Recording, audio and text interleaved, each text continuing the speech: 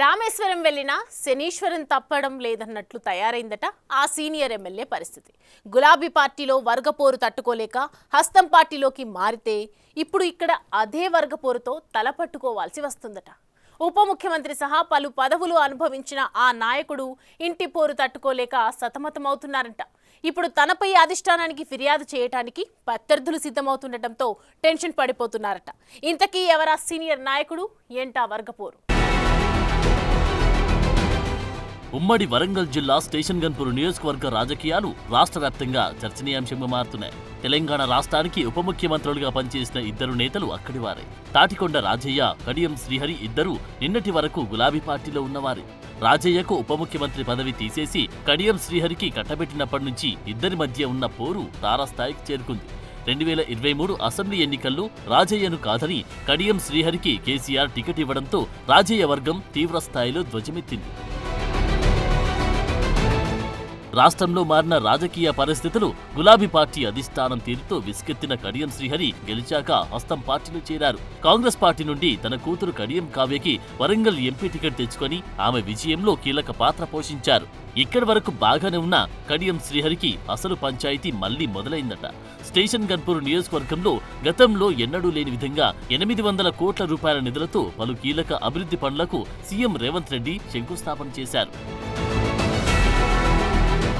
CM పర్యటన సందర్భంగా నియోజకవర్గం వ్యాప్తంగా క్యాడర్తో సమన్వయ సమావేశాలు ఏర్పాటు చేసిన కడియం 2 దశాబ్దాలుగా కాంగ్రెస్ పార్టీలో ఉంటూ ప్రస్తుతం నియోజకవర్గ ఇన్ఛార్జిగా ఉన్న సింగపురం ఇందిరను పక్కన పెట్టారని టాక్ వినిపిస్తోంది. పార్టీలో చేరిన తర్వాత అందరినీ కలుపుకోవాల్సిన ఎమ్మెల్యే కడియం శ్రీహరి తన వర్గానికి మాత్రమే ప్రాధాన్యత ఇచ్చారని, ఇన్నాళ్లు కాంగ్రెస్ పార్టీ జెండా మోసిన కార్యకర్తలను, నాయకులను పట్టించుకోలేదని చర్చ జరుగుతోంది.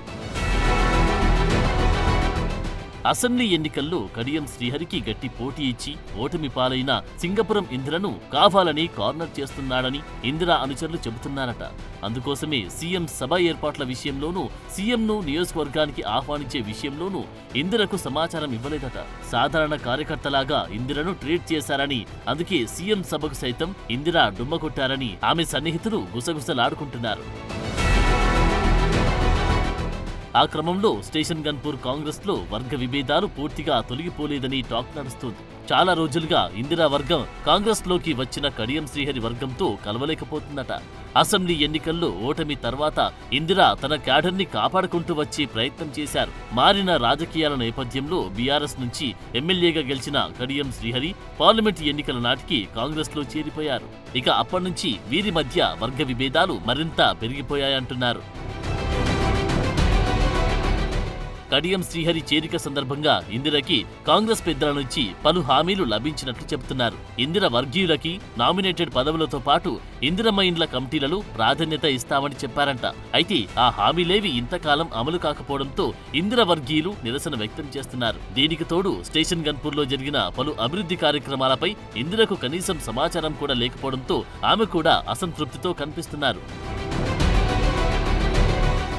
కాంగ్రెస్ లో చేరే సమయంలో పార్టీలో ఇందిరకి సముచిత స్థానం కల్పించడానికి కార్పొరేషన్ చైర్మన్ పదవి ఇస్తామని కాంగ్రెస్ నాయకత్వం హామీ ఇచ్చి పార్లమెంటు ఎన్నికల్లో పని చేయించుకుందంట.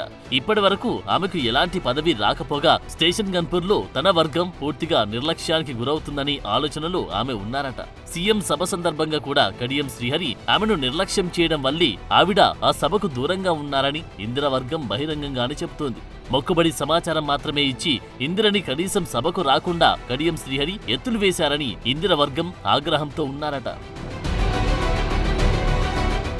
సభకి ఒకరోజు ముందు ఇందిర తన ముఖ్య అనుచరులతో మంతనాలు జరిపి కడియం శ్రీహరి పిలవకపోయినా స్టేషన్ గన్పూర్ లో సీఎం పాల్గొనే సభకి హాజరైతే ఎలా ఉంటుందని సమాలోచనలు జరిపారంట. అయితే కడియం శ్రీహరి వ్యవహార శైలి అధిష్టానానికి తెలిసేందుకైనా ఈ సభకు వెళ్లకూడదని డుమ్మా కొట్టారని ఇందిర వర్గంలో గుసగుసలు వినిపిస్తున్నాయి. కడియం శ్రీహరి తీరుతో తీవ్ర అసంతృప్తిగా ఉన్న సింగపురం ఇందిర ఏఐసీసీ పెద్దల వద్ద తన గోడు వెళ్లబోసుకునేందుకు సిద్ధమవుతున్నారట. గత ఎన్నికల్లోనూ ఏఐసీసీ పెద్దల అండతోనే సింగపురం ఇందిర టికెట్ తెచ్చుకున్నారని, ఆ స్థాయిలో ప్రభావం చూపగల సత్తా ఇందిరాకు ఉందని కాంగ్రెస్ వర్గాల్లో చర్చ జరుగుతోంది. ఆ క్రమంలో ఇన్ని రోజులు కడియం శ్రీహరి తీరును లైట్ గా తీసుకున్న ఇందిర అమీతుమీ తేల్చుకునేందుకు సిద్ధమవుతున్నారట. 20 ఏళ్లుగా కాంగ్రెస్ పార్టీ కోసం కష్టపడితే తనను పక్కన పెడుతున్నారన్న ఆవేదనతో ఏఐసీసీ పెద్దల వద్ద తన విషయం తేల్చుకునేందుకు సిద్ధమవుతున్నారని ఇందిర అనుచరులు చెప్పుకుంటున్నారు. దాంతో ఇందిర ఏం చేయబోతుందోనని కడియం వర్గీయులు ఆందోళన చెందుతున్నారు. కడియం శ్రీహరి సైతం ఏం జరుగుతుందో అని అయోమయంలో పడ్డారట.